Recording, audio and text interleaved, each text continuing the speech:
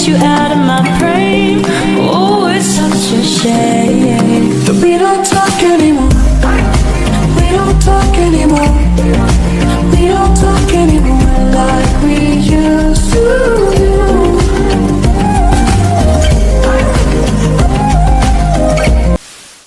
Murabahah berasal dari kata al-rib dan al-ribah yang berarti beruntung atau memberikan keuntungan. Sedangkan secara istilah, murabahah adalah jual beli benda dengan alat tukar disertai tambahan keuntungan yang telah ditentukan. Murabahah merupakan salah satu jenis jual beli yang diperbolehkan. Di dalam transaksi murabahah, seorang pedagang harus memberitahu harga pokok dan margin atau keuntungannya. Pada dasarnya, fitur dari transaksi murabahah yaitu untuk pembelian barang jadi atau alat produk atau aset untuk jangka pendek. Kemudian harga pokok dan tambahan atau keuntungan yang ditentukan pada transaksi murabahah harus diketahui oleh penjual dan pembeli serta berdasarkan kesepakatan keduanya. Selain itu, pihak penjual tidak boleh menyembunyikan hal-hal yang berkaitan dengan harga, identitas, dan kualitas dari produk tersebut. Selanjutnya, dalam transaksi murabahah terdapat rukun yang harus dipenuhi, yaitu yang pertama, bayu atau penjual, kedua ada mustari atau pembeli, ketiga ada mabi atau barang yang diperjualbelikan, keempat ada saman atau harga barang, dan yang kelima ada ijab kabul atau pernyataan serah terima. Dari rukun yang sudah disebutkan tadi terdapat pula syarat-syarat murabahah yang harus dipenuhi, yaitu yang pertama syarat yang berakad, bayu dan mustari yaitu cakap hukum dan tidak dalam keadaan terpaksa. Kedua, barang yang diperjualbelikan atau babi tidak termasuk barang yang haram dan jenis maupun jumlahnya dengan jelas. Ketiga, harga barang atau saman ini harus dinyatakan secara transparan.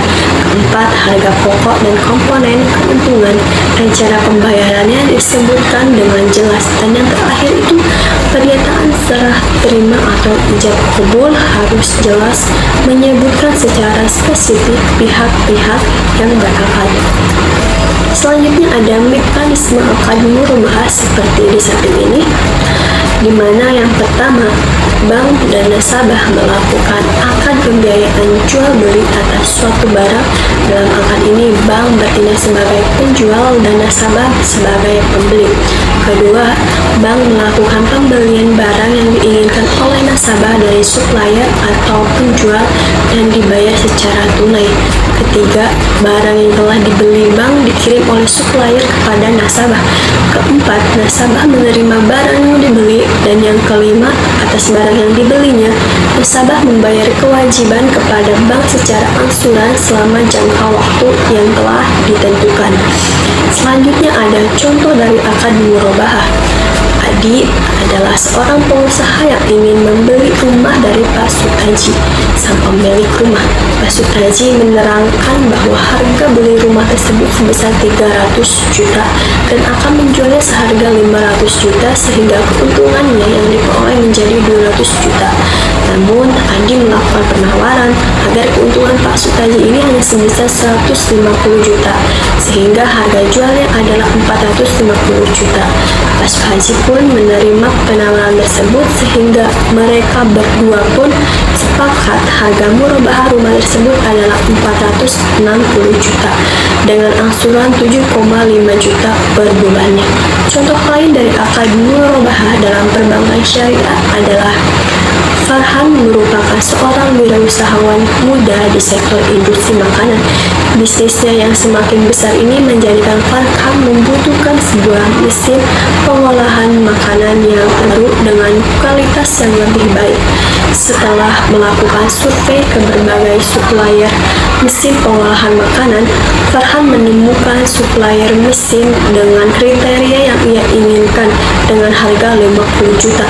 Dikarenakan keterbatasan modal yang membeli mesin tersebut, maka Farhan mengajukan pinjaman ke bank syariah untuk pembelian mesin pengolahan makanan tersebut. Sesuai dengan pengajuan pinjaman yang dilakukan oleh Farhan, maka Bank Syariah akan membeli mesin dari tempat yang sama dengan Farhan melakukan survei dengan harga 50 juta. Kemudian mesin tersebut akan dijual oleh Bank Syariah kepada Farhan dengan harga pokok 50 juta ditambah dengan margin 10% dari harga pokok sebesar 5 juta sehingga menjadi 55 juta. Sehingga total pinjaman yang harus dibayar oleh Farhan adalah 55 juta. Dalam proses pelunasannya ini Farhan dapat mencicil sesuai kesepakatan dengan Bank Syariah. Pengertian akad salam. Salam adalah akad jual beli barang pesanan yang pembayarannya itu di awal, sedangkan barangnya diserahkan di kemudian hari. Berarti, jual beli salam adalah suatu benda yang disebutkan sifatnya dalam tanggungan atau memberi uang di muka secara tunai. Barangnya diserahkan di kemudian hari dalam waktu yang telah ditentukan. Pengertian akad istisna. Istisna adalah jual beli di mana barang yang diperjualbelikan itu masih belum ada dan akan diserahkan secara tangguh sementara pembayarannya itu dilakukan secara angsuran. Namun, spesifikasi dan harga barang pesanan itu harus telah disepakati di awal akad. Jadi, akad istisna itu akad yang terjalin antara pemesan sebagai pihak ke-1 dengan seorang produsen suatu barang atau yang serupa sebagai pihak kedua agar pihak kedua itu membuatkan suatu barang sesuai yang diinginkan oleh pihak ke-1 dengan harga yang telah disepakati antara keduanya. Rukun pelaksanaan jual beli dengan sistem salam dan istisna menurut ulama mazhab Maliki itu sama.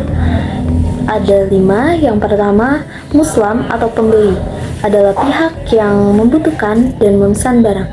Kemudian yang kedua yaitu muslam ilaih atau penjual adalah pihak yang memasok barang pesanan. Dan yang ketiga yaitu modal atau uang, ada pula yang menyebut dengan harga atau taman. Kemudian yang keempat, muslam fih adalah barang yang dijual belikan. Kemudian yang terakhir, yang kelima, sigot, yaitu ijab dan qabul.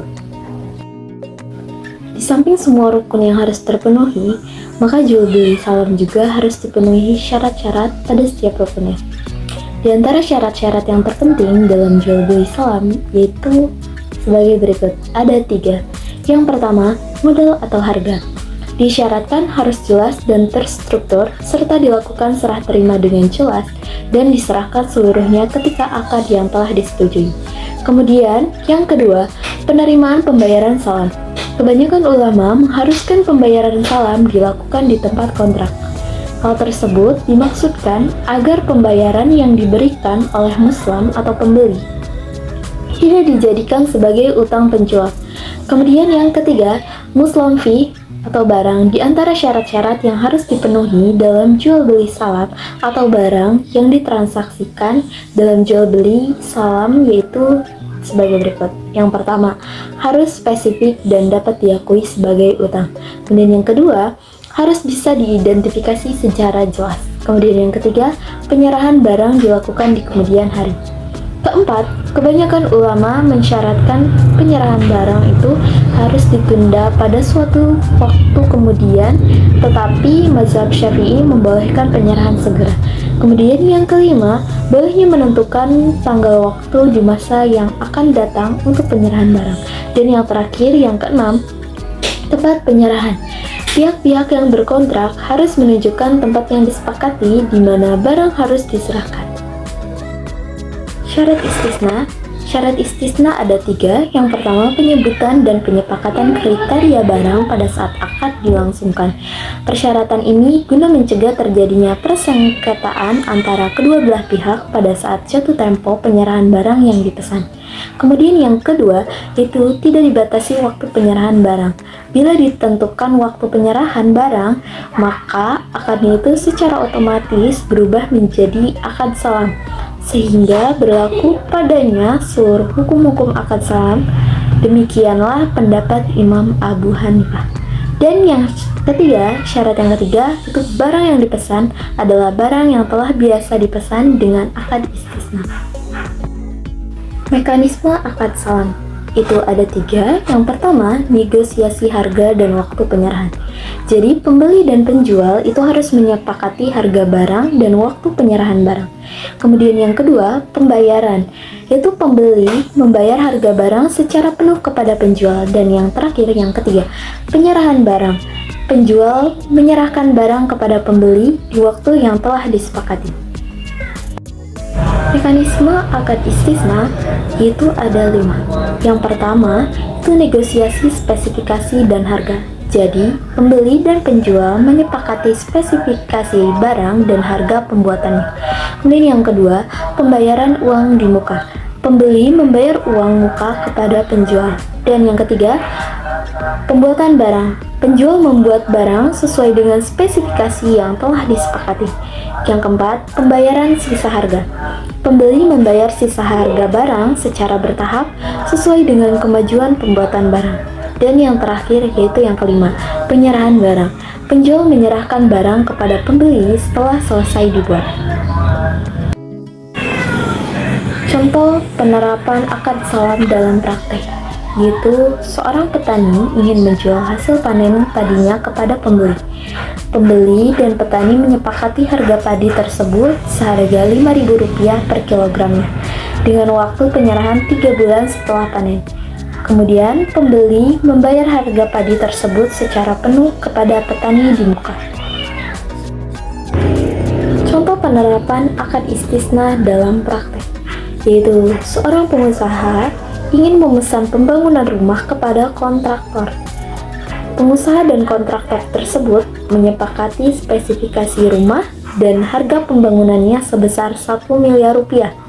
Kemudian, pengusaha tersebut membayar uang muka sebesar 20% kepada kontraktor. Dan kontraktor kemudian membangun rumah tersebut dan pengusaha membayar sisa harga secara bertahap sesuai dengan kemajuan pembangunan. Maka kesimpulan dari materi ini, murabahah, salam, dan istisna adalah 3 akad jual beli dalam ekonomi Islam yang memiliki karakteristik dan mekanisme yang berbeda. Pemahaman yang baik terhadap ketiga akad ini penting untuk penerapannya dalam praktik agar sesuai dengan prinsip syariah dan terhindar dari riba.